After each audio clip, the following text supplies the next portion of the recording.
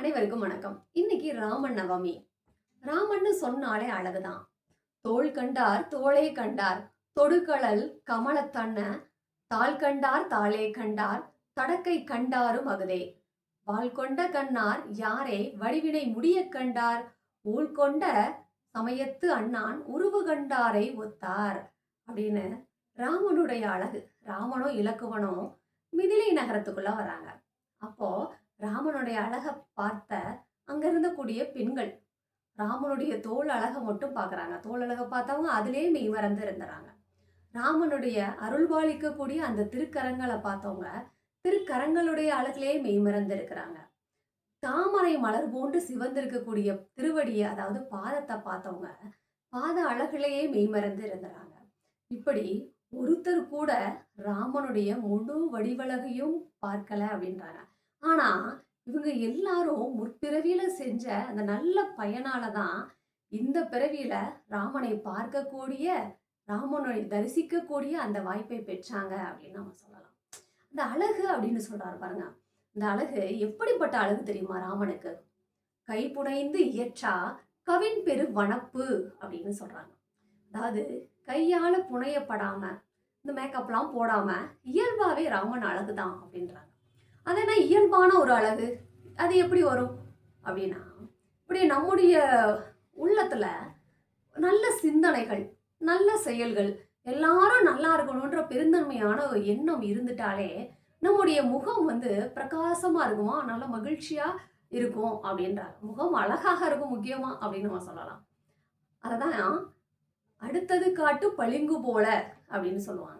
அது மட்டும் இல்ல, அகத்தின் அழகு முகத்தில் தெரியும் அப்படின்னு நம்ம சொல்லுவாங்க. முகத்தை பத்தி சொல்லும்போது, முகத்தினுடைய அழகை பத்தி சொல்லும்போது நம்முடைய உள்ளம் மகிழ்ச்சியா இருக்கும். இங்க ராமனுடைய உள்ளமானது எப்படியெல்லாம் விரிவுபட்ட ஒரு சிந்தனையோட இருக்குது. சகோதர பாசத்தோட இருக்கணும் ஒரு விஷயம். அடுத்தது தாய் தந்தையருடைய வாக்க, அதாவது அம்மா அப்பா ஒரு விஷயம் சொன்னாங்கன்னா அதை தெய்வ வாக்கா நினைச்சு போற்றக்கூடியது இன்றைய காலத்து பிள்ளைகளுக்கு முக்கியமான ஒரு விஷயம். தெய்வ வாக்கா நினைச்சு அவங்க சொன்னதுக்கு மதிப்பளிச்சு அதை செய்யக்கூடிய செயல்திறன் ராமன்ட்ட இருக்கு.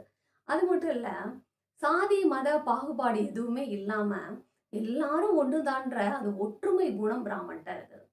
விதியே வலியது அப்படின்னு நினைச்சாலும் அதை மன வலிமையால செஞ்சு முடிக்கக்கூடிய ஆற்றல், இப்படியெல்லாம் நல்ல பண்புகள் எல்லாமே ஒட்டுமொத்தமா ராமன்ட்ட இருக்கிறனாலதான் ராமன் இங்க ராமனுடைய அழகு, உள்ளம் அழகா இருக்கிறதுனால முகமும் அழகா இருக்கு அப்படின்னு நம்ம சொல்றோம்.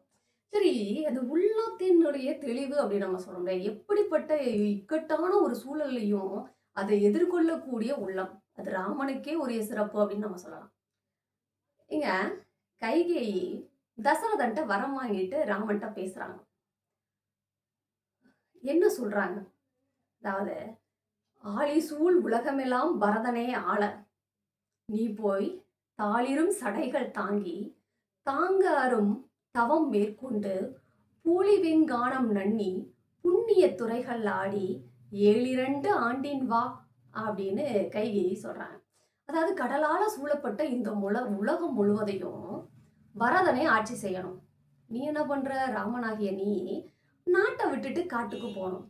அங்க போய் தவ வாழ்க்கையை மேற்கொண்டுட்டு புண்ணிய துறைகள் எல்லாம் நீராடிட்டு ஒரு 14 வருஷம் கழிச்சு வா அப்படின்னு நான் சொல்லல, தசரத சக்கரவர்த்தி தசரத மன்னன் சொன்னான் அப்படின்னு கைகேயி சொல்றாங்க.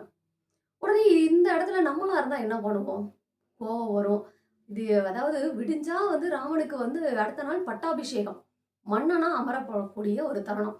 அந்த நேரத்துல நீ காட்டுக்கு போகணும், அதுவும் 14 வருஷம் காட்டுக்கு போகணும், தவ வாழ்க்கையை மேற்கொள்ளணும்னு சொன்னா யாரா இருந்தாலும் கோவம் வரும். ஆனா ராமனுடைய முகம் எப்படி இருந்துச்சுன்னா, இயல்பாவே ராமனுடைய முகம் செந்தாமரை போல மலர்ந்திருக்கக்கூடிய முகமா. இப்போ கைகேயி சொன்ன உடனேயும் ராமனுடைய முகம் அன்றளர்ந்த செந்தாமரையை விட பிரகாசமா இருக்குது அப்படின்றாங்க. அது எப்படின்னா, செந்தாமரை மலர் அப்பதான் புதுசா பூத்திருக்குது. அப்படிப்பட்ட அந்த செந்தாமரையினுடைய அழகு எவ்வளவு பிரகாசமா இருக்குமோ அதை விட பிரகாசமா ராமனுடைய முகம் இருந்துச்சு அப்படின்னு கம்பர் நமக்கு சொல்றாரு. சரி, அப்படி ராமன் சொல்றாரு. அந்த நேரத்துல கைகேயி சொன்னோன்னையும், இங்க மன்னவன் பணி அன்றாகில் நும் பணி என்றே மறுப்பனோ, மன்னவனுடைய பணி இல்ல, உன்னுடைய பணி அப்படின்னா நான் மறுப்பேனா? அதாவது தசரத சக்கரவர்த்தி சொன்னான்னு சொன்னீங்க இல்லையா? நீங்க என்னுடைய தாயாகிய கைகேயி நீங்க சொன்னாலும் நான் மறுக்க மாட்டேன். அதை தலைமேற்கொண்டு செல்வேன் அப்படின்றாங்க. அடுத்து ஒரு வார்த்தை ஒரு சொல் கொடுக்குறாரு பாருங்க.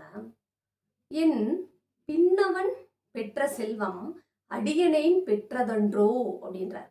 எனக்கு பின்னாடி இருக்கக்கூடிய என்னுடைய சகோதரனாகிய பரதன் நாட்டை ஆண்டா என்ன, நான் ஆட்சி செஞ்சா என்ன, பரதனுக்கு கிடைச்ச செல்வம் எனக்கு கிடைச்ச செல்வம் மாதிரில அப்படின்னு சொல்றாரு. இவ்வளவு ஒரு பெருந்தன்மையான ஒரு பண்பு பார்த்தீங்களா? நாட்டை ஆளக்கூடிய பண்பு தன்னுடைய சகோதரனுக்கு கிடைச்சாலும் அது மகிழ்ச்சின்னு நினைக்கக்கூடிய ஒரு சகோதர பாசத்தை இங்க எடுத்து சொல்றாங்க. அது மட்டும் இல்ல, கைகேயியாகிய அன்னையினுடைய சொல்ல தலைமேற்கொண்டு நானு இன்னைக்கே இப்பொழுதே நான் காணாம செல்கின்றேன் அப்படின்றார். அடுத்து சொல்றாரு, என் இனி உறுதி அப்பால், என் இனி உறுதி அப்பால், என் இனி உறுதி அப்பால் இப்பணி தலைமேற்கொண்டேன், மின்னொளிர் காணம் இன்றே போகின்றேன் விடையும் கொண்டேன் அப்படின்னு சொல்லிட்டு பரதன் காட்டுக்கு போறதுக்கு, பரதனை வந்து நாட்டை ஆள வைத்து விட்டு ராமபிரான் காட்டுக்கு போறார். இங்க ராமனுடைய பெருந்தன்மையை எப்படி பார்த்தோம் அப்படின்னா, ஒரு மனிதர்கள் இப்படிலாம் இருக்க முடியுமான்னு சொல்லக்கூடிய அளவுக்கு மனித பண்பு, மனித நேயம் எல்லாமே ஒருமித்த ஒரு சங்கமமா ராமன் திகழ்றாரு அப்படின்றத நம்ம பார்க்கலாம். ராம நவமி அன்னைக்கு ராமனுடைய நாமத்தை நாம சொல்லியே ஆகணும்ல. நன்மையும் செல்வமும் நாளும் நல்குமே. எப்படி ராமநாமத்தை சொன்னா நன்மையும் செல்வமும் நாளும் நல்குமே, திண்மையும் பாவமும் சிதைந்து தேயுமே, திண்மையும் பாவமும் சிதைந்து தேயுமே, சென்மமும் மரணமும் இன்றி தீருமே, இம்மையே ராம என்ற இரண்டெழுத்தினாள் அப்படின்னு ராமன்ற மந்திரத்தை சொன்னாலே நம்ம வாழ்க்கையில இருக்கக்கூடிய தீமைகள் எல்லாமே அகன்று நன்மைகள் மட்டுமே நமக்கு கிடைக்கும் அப்படின்றத சொல்லி அனைவருக்கும் இனிய ராம நவமி நல்வாழ்த்துக்கள். நன்றி, வணக்கம்.